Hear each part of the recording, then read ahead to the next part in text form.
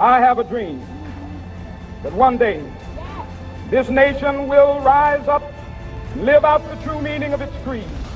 We hold these truths to be self-evident, that all men are created equal. Welcome to the Fidelis Leadership Podcast, a place of learning for those who aspire to leadership excellence. Here's our host, Mike Ayer. Mitch Russo started his public life as the lead guitarist of a rock band called Absolutely Free. Since then, Mitch has been quite productive. In 1985, Mitch co-founded Timeslips Corporation with Neil Rice Ayer, which grew to become the largest time-tracking software company in the world. In 1994, Timeslips Corporated was sold to Sage. While at Sage, Mitch went on to run all of Sage, Sage US as the chief operating officer, a division with 300 people and with a market cap in excess of 100 million. Mitch was nominated for Inc. magazine's Entrepreneur of the Year on 2 separate occasions and won Best Entrepreneur in 1989. Mitch joined longtime friend Chet Holmes as president, later to join forces with Tony Robbins, and together created Business Breakthroughs International, a company serving thousands of businesses a year with coaching, consulting, and training services. Mitch was the president and CEO. After the untimely death of Chet, Mitch left Business Breakthroughs to help others build their business as a consultant, specializing in working with call centers with large volume lead flow and helping coaching organizations scale. Mitch is the author of several books and now serves as the CEO of MindfulGuidance, LLC. Mitch, welcome to the Fidelis Leadership Podcast. Thank you, Mike. It's a delight to be here with you. Yeah, well, we've talked a little bit prior to hitting record, and I've stalked you a little bit on social media. You've got a rich background. The bio can't, I'd still be talking for 10 minutes if I covered all your background and all. A very rich, accomplished background in a variety of roles in corporate America. So based on that, tell us a little bit more. What do we need to know about Mitch Russo? So I'm going to share something kind of personal with you because, and your listeners, because I think it's important, because we all there's part of us that's wounded. Every one of us goes through a period of our life where life is not all roses, success, and and bonuses. It turns out there are times that absolutely suck, and we've all been through it. And I think for me, I've turned those moments into very powerful learning experiences. One of the things it didn't say in my bio is that I was addicted to heroin as a drug addict when I was 16 years old. And I was seconds from death one day when all of a sudden my life turned around and I had the realization that I didn't want to die a junkie. And it was those moments that really defined who I was. So in a way, you might say I've been overcompensating all these years to try and get away from my past. That's how I used to say it. Now, the way I look at it, because there's no longer any emotion connected to that and it's turned into wisdom, I see it now as having set me free of needing to do the sort of things that I did as a kid. And more importantly, now I'm in a place where I'm all about helping others. I hope that helps. Absolutely helps. Well, I'm glad you overcame the addiction. And obviously, yeah, I would say you have more than compensated for the dark past, so to speak. Quite a storied resume. Well, listen, before we start, I always try to frame up, the audience knows exactly what you do. So who does your company help and how do you help them? Sure. So I'm going to turn this into a little teaching moment. Is that okay, Mike? That's perfectly fine. Okay, good. So whenever someone asks a question like Mike just asked, you have a huge opportunity. And you could think of this as standing in an elevator for 45 seconds and keeping somebody's interest. Well, most of us will tell you what their title is, where they're from, and what they do, and blah, blah, blah. And our job instead is to captivate them with something that they care about. So I'm going to share a 7-word formula with you, Mike, and with your audience. And using this 7-word formula, you can create the perfect elevator pitch no matter what you do. The 7-word formula is, do you know what we do is? So if you use those and you use your own language after do you know, or do you know how? Then what ends up happening is you get to share what you do with what we do is. So I'll give you an example. So do you know how leaders struggle to communicate and manage the team's expectations and get everyone aligned? Well, what we do is use a series of simple processes coupled with accountability and coaching to create culture and an environment for leaders to thrive. I love it. Yeah, that's a very simple formula. But as you were reading, the immediate thought was, I'm going to steal that from Mitch. That's great. I want you to. That's why I do it. I want you to. I want everyone to steal it because, frankly, this is how we learn to communicate by listening to others and saying, I like the way he said that. I'm going to do that too. Yeah. Right? Well, on that note, if you can apply that formula, tell us a little bit more about your clientele and what you do for Well, it varies. Mike, we're guys of experience. That instead of saying old, I just like to say experience, right? So them. we're guys with lots of experience. And the beautiful thing about experience is that you can call upon it when needed, effortlessly. And usually the reason you can is because you've earned it the hard way. I mean, experience doesn't come easy. It comes with uh, basically with a lot of learning and a lot of lessons. So when I work with a client, I apply things that many people don't. I apply the leadership skills that I've developed over the years. I've worked with billion-dollar boards of directors, both as a board member and coaching the CEO. I've worked with C-suite teams to make sure they're more effective. And recently, I've been working with C-suite and middle management teams to help them create mindfulness as a way of skyrocketing profits. And amazing how different those two things are. My last book is called Sacred Profits, and basically it's from meditation to domination is the tagline of the book. And the reason is because meditation and mindfulness are the key to unlocking human potential. And so I want to teach leaders how to use every possible technique to unlock human potential in others and have others thrive. Leaders are not here to enrich themselves. They're here to develop their team members and their teams. Would you agree with that, Mike? Does that make sense? I agree. Absolutely, yes. Cool. So Well, I that's what we love it. do. Yeah, I love it. Well, listen, speaking of elevator versions, I always ask, what is your elevator version of Mitch Russo's philosophy of leadership? Well, once again, I'm an empowerment guy. When I was a young entrepreneur, I was a control guy. I had to control everything. And that control got me far. That got me to the point of going from 0 to 5 million in revenue for a little startup company in a garage. And that was great. But when we start out, we have a much different set of goals than where we end up a little bit later in life. When I started out, my goal was to get rich. I just wanted to create financial security for me and my family, and that was as far as my vision could take me at the time. But 2 or 3 years in, I realized how shallow and how silly a vision that really was because that was going to happen no matter what in my mind. What my true vision was is number one, how do I develop myself to be the best version of me I can be? Number one. Number two, how can I empower others so they could be the best version of themselves? Now, you might say that sounds a little altruistic, but but it's also completely corporate and team-based and driven. Because if I can empower you and I can have you reach your full potential, you're going to do a much better job for our company. And more importantly, I'm going to teach you how to do that so you could do it for your people too. So that's really my version of what leadership and how leadership should work. There's a word, I don't like the word, but it resonates to some degree. It's called servant leadership. And I don't like that word because I don't want to be anybody's servant and I don't want anyone to be mine. But I think the essence of that word is that I'm here to help my team excel when they need to excel.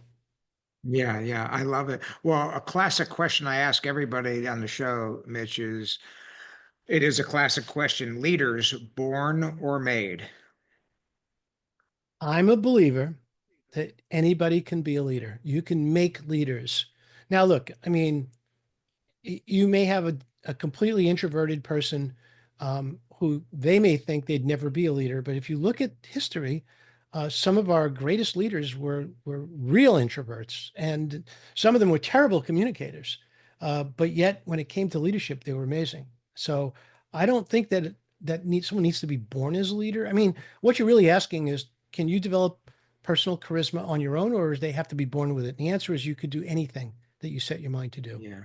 Yeah, I agree entirely. I postulate that, leadership is a learned skill. Yep. And like any learned skill, some people are just born with some aptitude, Yep. like athletes, musical ability, mathematics ability. They just have that chip.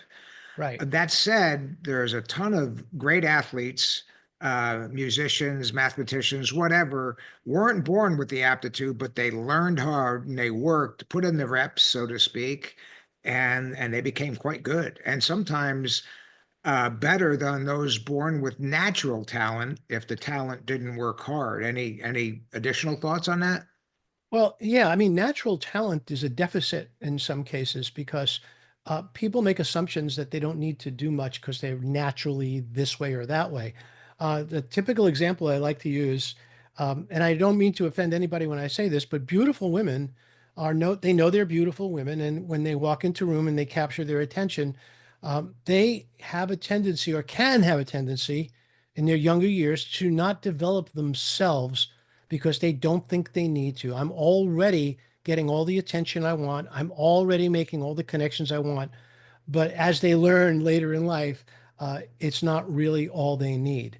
So it's the same sort of thing with natural talent. If you rely on that, that's great to get started. It's great to get your foot in the door. I mean, I worked in sales for decades, and there were better salesmen than me that were absolutely more creative in some ways and certainly more outgoing. But ultimately, I was the one who slugged it out. I worked hard. I got the orders. I went behind the scenes. I did all the hard work while they sat in the front office with the purchasing agent. So I felt like even though I wasn't naturally a communicator the way they were in the beginning, my job was to overcome that, and I did. Yeah, clearly. Clearly. Well, listen, I've researched you quite a bit and listened to some podcasts, other podcasts that you were a guest on. And I've heard you talk quite a bit about the importance of culture. And you have so much experience at senior levels of leadership, executive levels, CEO included. And then you've dealt with so many other leadership teams. I'd like to focus on uh, really talking to the leaders out there listening to this, um, the importance of the CEO and other senior executives in an organization relative to creating and sustaining what some would call a culture of excellence. Okay. Well, I'm gonna have to tell you a story because Sure. that's kind of the way it works for me. So I want to tell you a story about Timeslips Corporation many years ago. My partner was an absolute genius, and we had a basically we were 50-50 partners in this business, and our agreement was very simple. You develop the software and make sure it's the best it could be, and I'll do everything else. And that was the agreement. Two sentences. So we both did exactly what we agreed to do. He developed the best freaking software in the world. We won awards. We were on top of our game. And it was about 3 years in, and our business was screaming. It was just exploding.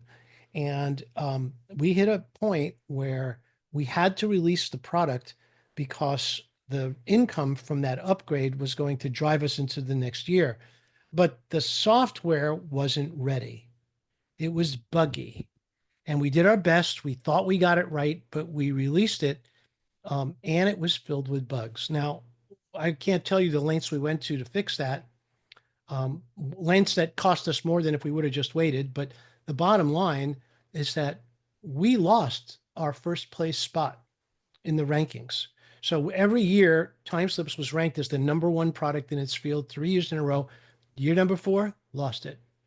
Now, I was upset. My partner was upset, but something else happened that was very surprising. The entire company was upset.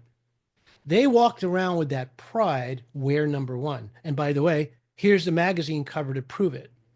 Yeah. Well, that motivation changed everything. Now, all of a sudden, what they decided to do was no matter what it took, we were going to retain and regain the number one spot. And they Yeah. worked so hard, all of us did, to get back there. So in year 5, we were back in number one. Now, so for me, this was not just a lesson about business. I raised my daughter this way. When she was just a little girl, she expressed an interest in bowling, of all things. I had friends who'd make fun of her because their son was a chess master. Well, my daughter was a bowling master. But here's the thing. She ended up winning tournaments and awards. And what happened as a little girl is that she got used to being number one. She got used to being the best at what she did.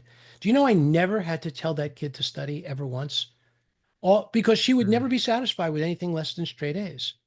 And so what I want to the reason I tell the story is because if you could show your team what it feels like to be the best and let them really, really get the pride in that statement, then there's not a lot of work to do after that. All you got to do is keep reminding them of what it feels like and let the natural tendencies of human beings to move to a place of comfort, desire, and pride to take over.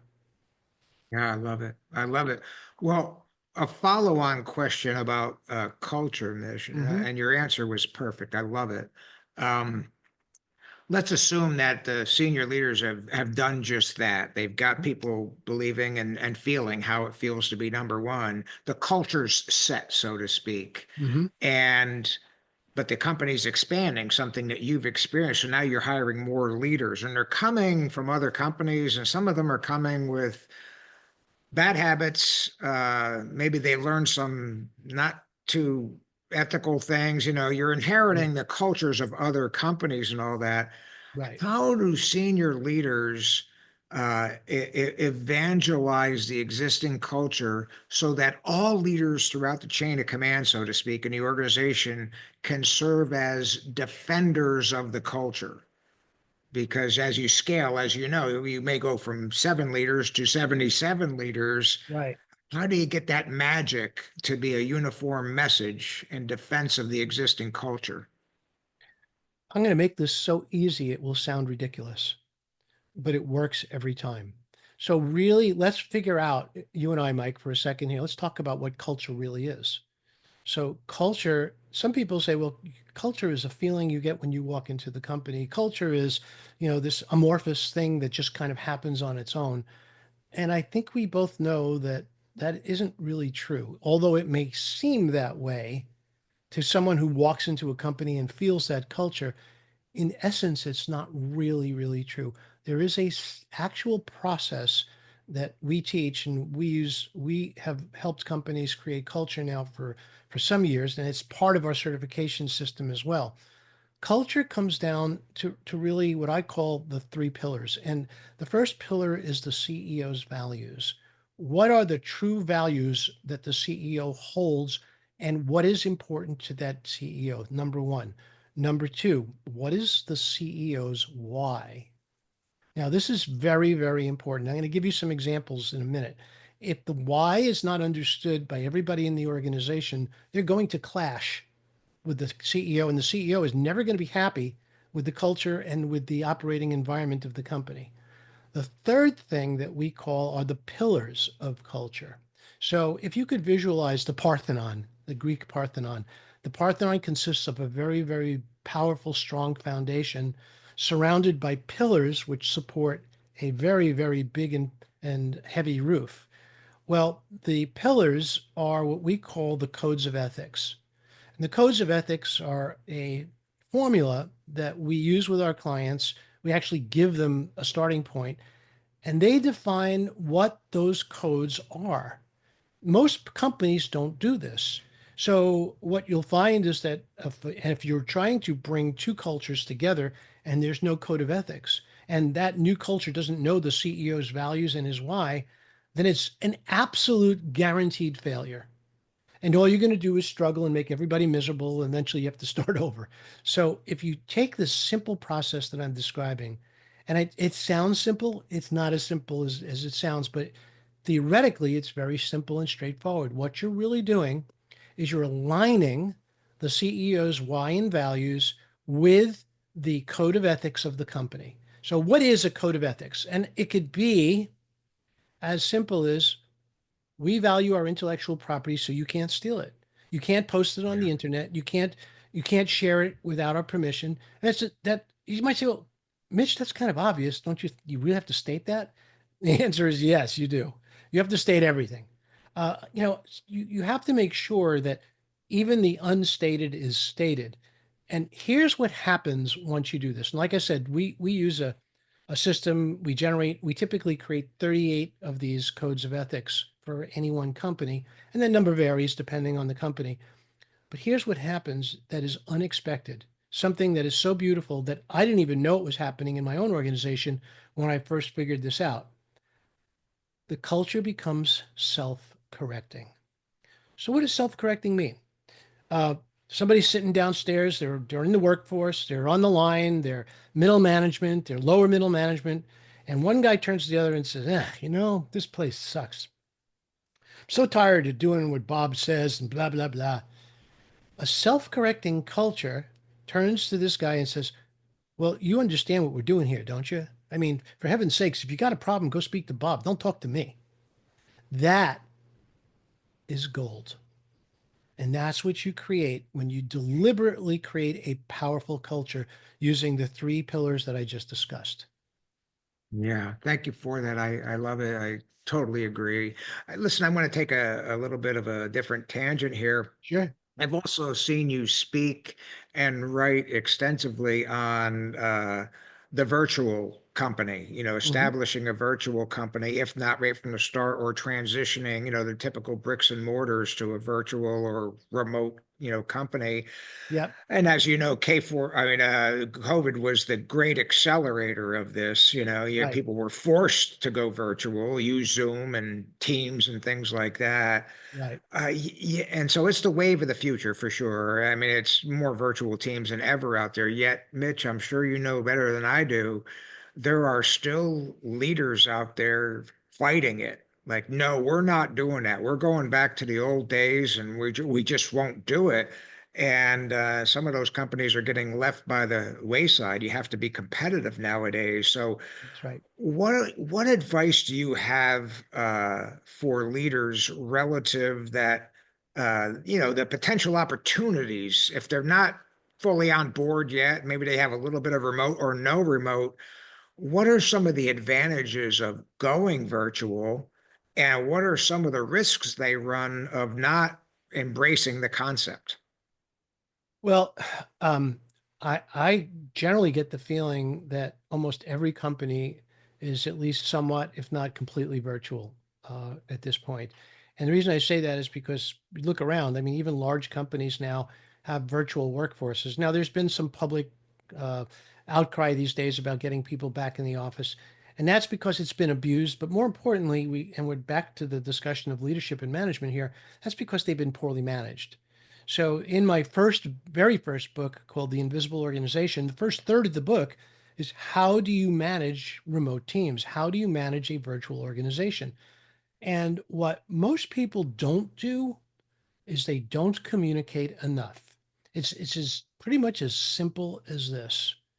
What I mean by that is that we're used to being the boss, the CEO, we're the leader, we've done the job before, and now all of a sudden we're going virtual. The problem is in our mind, nothing has changed. All we're doing is we're dealing with people who are now working from home, but it's not the case. The case is now we're physically distant and no longer connected. And that physical separation is very, very important because you need to over communicate. So what does that look like in real life? A great virtual manager is someone who is communicating every day, sometimes more than once a day. We used to have a saying, I don't know if you ever remember this, and this will show my age. It's called management by walking around. Um, Yeah. that's when I had a big call center, and every day at 10 a.m. and at 3 p.m. or so, I get up off my fat ass and wander around the call center and just look over people's shoulder and see what they're doing and listen in. And I mean, I'm showing them I'm there. And people have come up to me and say, hey, I got a minute, I want to talk to you. I said, sure. So this management by walking around thing can't stop once you go virtual. That's why the element of communication is so important.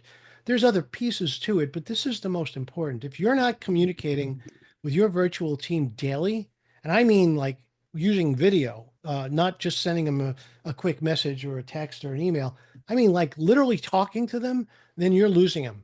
They're disconnecting. In fact, we've heard stories of people getting multiple jobs, multiple virtual jobs because nobody communicates with them for the company that they work for. So to me, Yeah. it's super important to stay deeply, deeply in communication with people, particularly on virtual teams. Now, the advantages of virtual teams is overwhelmingly positive. Part of the advantages is productivity alone. You end up getting much more productivity out of a person who's working for you virtually because they're not commuting. They're not wasting money. They're not wasting time. You're not wasting real estate. I mean, let's take our friends United Airlines. They've been through several acquisitions, and every other airline that they've ever acquired has had a call center. Well, for a while, what they were doing is they was leasing these huge properties and filling them with people and call centers until finally somebody said, well, why don't we go virtual? And now, if you call almost any of these airlines and you speak to an agent, guess who you're talking to? You're talking to Mary in her kitchen, who's Yeah. feeding her cats just before she got on the call with you. And you know what? Mary's really happy. She's taking real good care of you because she doesn't have to spend money on gas and wear out the car and waste time on the Mhm. highways and find a parking spot in the snow and all this other stuff because she's working from home. Heck, Mike, my daughter has a six-figure job working from home. She goes into her office once a quarter. Yeah. That's the beauty of doing, but she works with some great communicators, and that's what makes it all work. Yeah, I love that. I love that. Well, listen, you've obviously clearly helped many companies, start as virtual companies or transition to virtual companies. And I personally know a good number of companies that are not entirely virtual. Some have a smattering of it, and then there's a few that I've dealt with that have begrudgingly a couple of people were remote, but they're like, nope, can't do it, Mike. Can't establish or reinforce that culture virtually and all that. So they haven't read your book yet, Right. obviously, that first third. But let's say somebody's on board, they hear you, Mitch, they're like, this is it. This is the tipping point. Mitch is right. I've got to embrace this to a fuller degree here. Um, what advice would you give to CEOs and senior executives relative to, we're still mostly bricks and mortars. We want to embrace it now. We've seen Mitch's light. How do we do that? What are some of the initial basic steps they should take? First step is unshackle your thinking. It sounds simple, but I'm really sincere when I say this. Start dreaming about things that you never thought you could do. How about tripling a sales force in 6 weeks? Can't do that in a brick and mortar company because you can only get the best salespeople around within 30 or 40 miles. However, when you're virtual, you get the best salespeople in the world on your team, and you could train them virtually, and you could have them up and running, and you could have virtual call centers routing calls directly to their phone. And with an online CRM system, no one would ever know the difference as to where they're sitting. More importantly, those are the best in the world.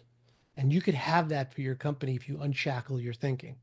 Now, look, Mm. if you run a restaurant, you can't really go virtual. You got to serve people their food. On the other hand, Right. I have friends who have virtual team members who run restaurants, meaning they have all their accounting run by an accountant Mhm. who they Yeah. never met, for example. They have all the graphics artwork, all the marketing, all that's done virtually. So you keep what's important to keep. I mean, we worked at years and years ago. We worked with a meat processing company out of Manhattan, and they were in danger. They were expanding, but they had a limited amount of space, and they could not leave that space. They were grandfathered in to that space Yeah. for decades. Yeah. And of course, imagine the expense of moving an entire meatpacking facility. It's crazy. So what we did is we went in and we looked at each department one at a time and we started moving them outside. So the departments that weren't necessary to process meat effectively were moved outside, and we took that space and we expanded. So Yeah. all of these things are possible if you just expand your mind. Look, there's systems involved. You need to know about the systems required to run virtually. Part of those we had to invent back in the days when I ran business breakthroughs because they just didn't exist. Yeah. But now they do. And now, I mean, look, Mike, I had a room, I'm going to say $350,000 worth of telecommunications equipment, sitting in a room that was, kept at 60 degrees, that required a maintenance contract and constant technicians to keep it going to feed my call centers. Today, you can get that same service and better with a $29 a month subscription. Give me a Yeah. break. I mean, why would you ever want to do that again? Yeah. Yeah, I absolutely agree. Well, you have worked with throughout your career, both as a leader and then helping so many leaders and develop companies and strengthen their companies. You've seen, worked with, observed a lot of leaders, Mitch. And I'd like to ask you a two-sided question here of the coin, so to speak. Let's talk about the top 10% of the best leaders you've ever worked with or observed. Are there any traits and habits and skills that most of the very best seem to have in common? Yeah, absolutely. The best ones know how to empower people. It's that simple. If you can't empower others, and by the way, if you can't empower others, that's not them, it's you. At that point, then you're not going to be an effective leader. Temporarily, you might get stuff done, but ultimately, if you want to build a team and you want people to follow you, because that's what a leader is. A leader has people who follow them. Now, Hitler was a leader, but after all, no one wanted to follow him. They were afraid of being killed if they didn't. That's Yeah, not the right. kind of leadership you want to have. The kind of leadership you want to have is you effectively, and I don't mean this literally, but you get the feeling, you get the idea of what I'm saying. You want your people to love you. And they don't have to love you, but they have to respect you. They have to understand why you do what you do. And they have to feel as if whatever you do is for their best interest. If you have anybody with a selfish streak, if you have a leader who is self-interested and putting themselves in front of their team will know that instantly. Yeah. Yeah. Well, let's thank you for that. I love it.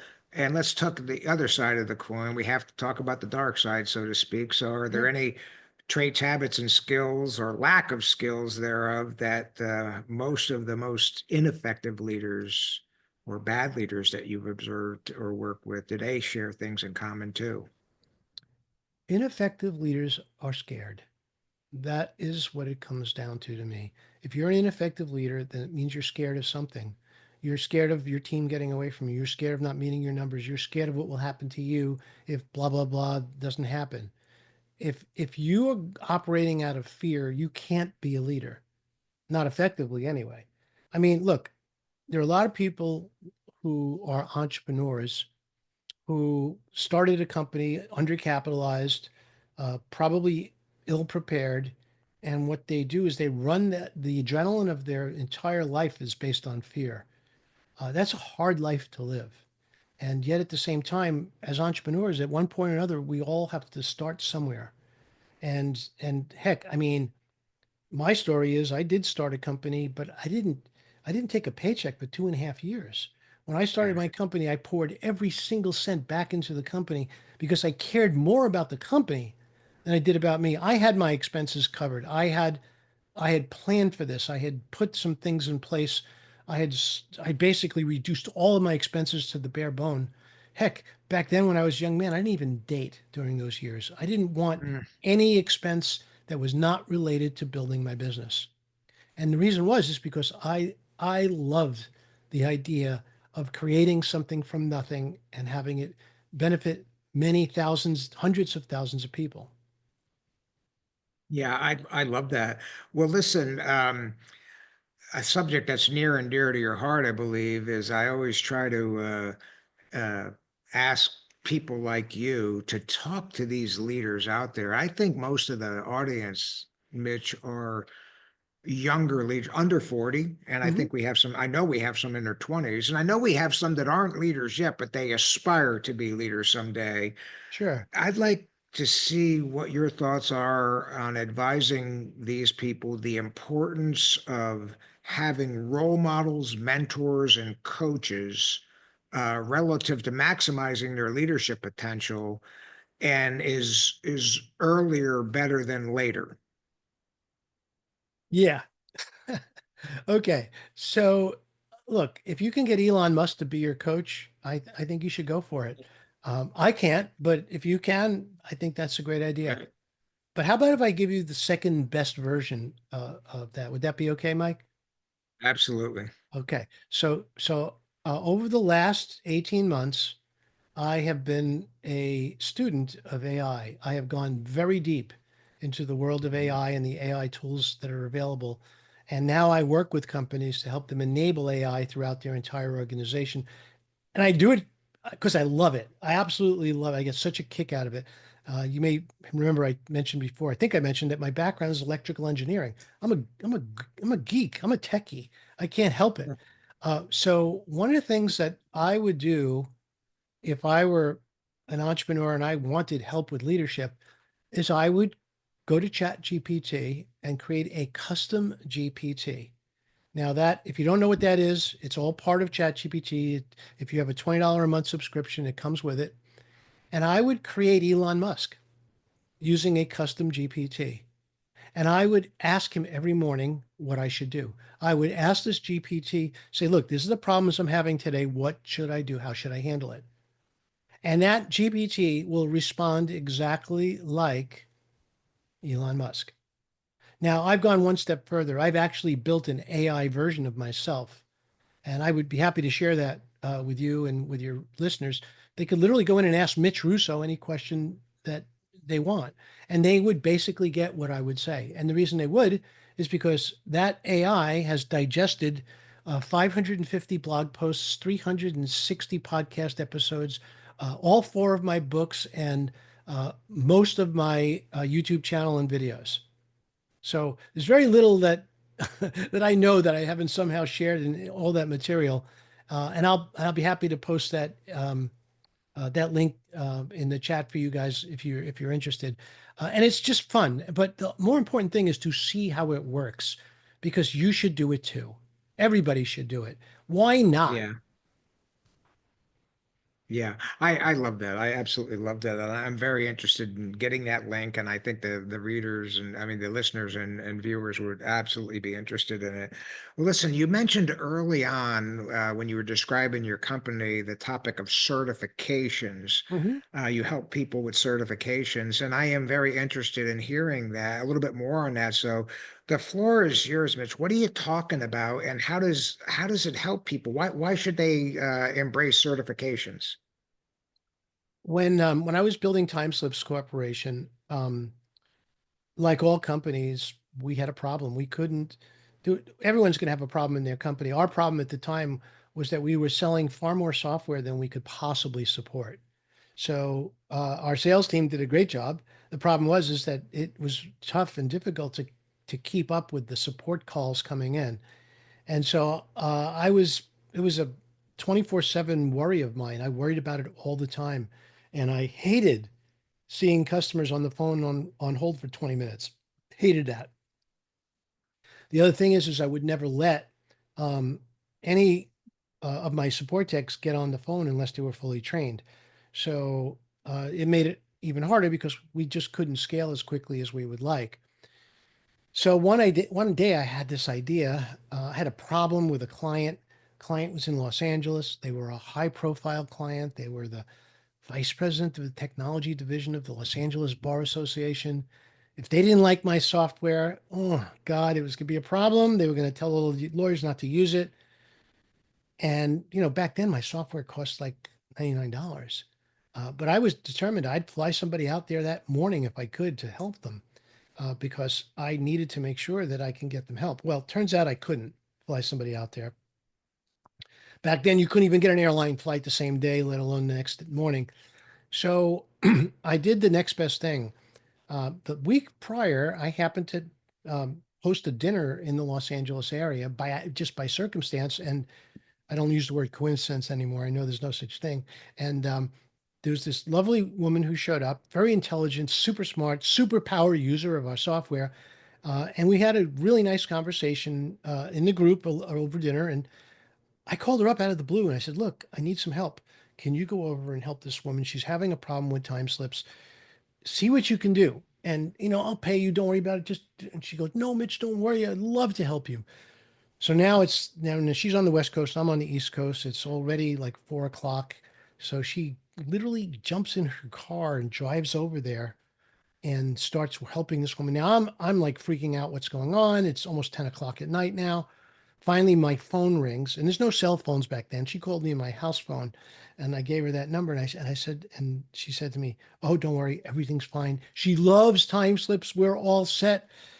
I said, "Oh, thank you so much. I'm so happy. How much do I owe you?" And she goes, "No, no, no, no. But you're not going to believe it. She gave me $100 bill, and to me that was okay. That's fine. But she was so excited about getting paid for helping this other person. All of a sudden, in my mind, my head exploded actually at that moment. And I said to myself, and then she said to me these words, and if you need anybody in the area to help any of your other clients, you let me know. And that's when all of a sudden I go, oh my God, what happens if I had 1, 2, 5, 10, 100, 200, 300 versions of her scattered all over the country, helping my clients really get the most out of our products? What would that mean? And that was the beginning of me creating from scratch and inventing a certification program. I had no idea what one was. I didn't even know what to call it. And Yeah. from there, we built tests, we certified people, we deployed them. Turns out it was the absolute fastest way to generate cash and double the value of my equity in the company just by having a certification program. Now, over the years, I've discovered that there's actually 7 different recurring revenue streams that you could generate from certification. So when I work with a client, number one, we of course we create the entire culture network and system for them. Number two, we build the business model with all these different recurring revenue streams available. Number three, at that point, we optimize the company around certification so that they now have a way to identify where certification can be applied to everything they do. We had a company that was still very active in the trade show circuit. They went to trade shows all the time, but they were hiring people to do that. Well, guess what? Once their certification program was up and running, their certified coaches would come for free and spend all day at the booths and selling clients. Why? Because they get a chance to sign them up too. So there were just so many benefits to building certification that back in 2015, I decided to offer it as a service. So that's really what I do in helping people do it. And I wrote a book about it. It's on my screen. It's called Power Tribes. And Power Tribes is a very comprehensive blueprint. Doesn't include everything, of course, but it's a very comprehensive blueprint on exactly what certification will do for you. And I love building them because they're creative, they're empowering, and what it does is it changes the lives of so many people. Not only does it change the lives of the company that I'm working with, but it changes the lives of dozens, if not hundreds of those in the field that become certified. Yeah. Well, that's great. I love it. I love it. Well, listen, our time, unfortunately, is at a close here, Mitch, but I can't let you out of here without asking you the fantasy question I ask everybody on the show. If you were able to bring back one leader from the past and spend a day with that person, who would you choose and why? Well, I will disclose that I knew that question in advance, so I've been thinking about it.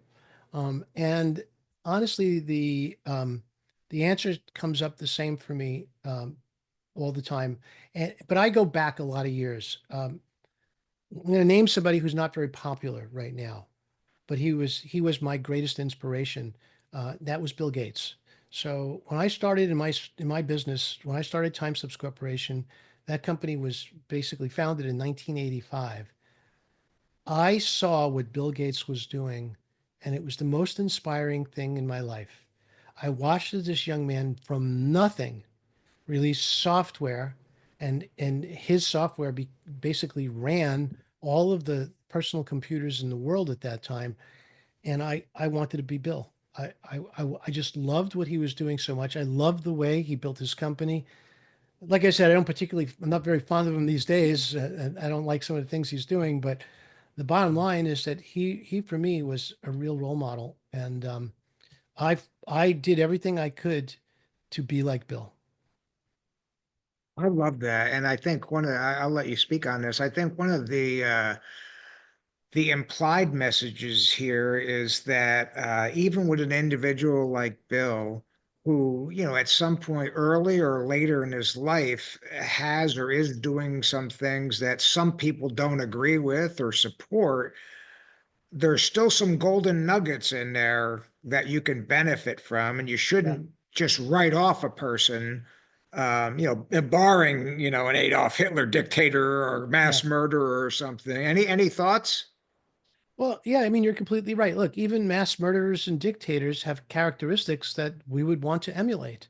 I'm not saying that you want to be them or do what they do, but I mean, for Right. heaven's sakes, some of these people were the most amazing communicators ever to live. Yeah. Doesn't mean that you admire them for that, but you can learn from. I believe you could learn from anybody in anything in any situation. Yeah, I agree entirely. Well, listen, Mitch, I got to let you go. I know you got to stop here, but how do our listeners and viewers, how do they find out more about you? How do they contact you? Where do they find your books? And where Well, do you hang out on social media? sure. So it's easy to find my books. Just go on Amazon and do a search on Mitch Russo. If you want to speak to my clone, go to delphi.ai/Mitch Russo. That's where I built my clone, and that's where you can build your clone too, or I can help you build your clone. The other thing is, of course, is that I have a website, mitchrusso.com, which houses all of the interviews, all of the blog posts that I've done, as well as information on the types of services that we provide to teams and to companies all over the world. Love it. I love it. Mitch, I can't thank you enough for taking time out of your busy schedule to share your wisdom and insights with a great episode. It's going to be well received, I'm sure. Selfishly, I would ask that you consider coming back and doing another one someday. Absolutely, Mike. Anytime. All right. Well, thank you so much, my friend, and enjoy your holiday season, okay? You too. We hope you've enjoyed this podcast. Please subscribe, rate, review, and recommend to your friends. Please visit our website at fidelisleadership.com and sign up for our leadership newsletter. Until next time, remember the words of the ancient Greek philosopher Pericles. What you leave behind is not what is engraved in stone monuments, but is woven in the lives of others.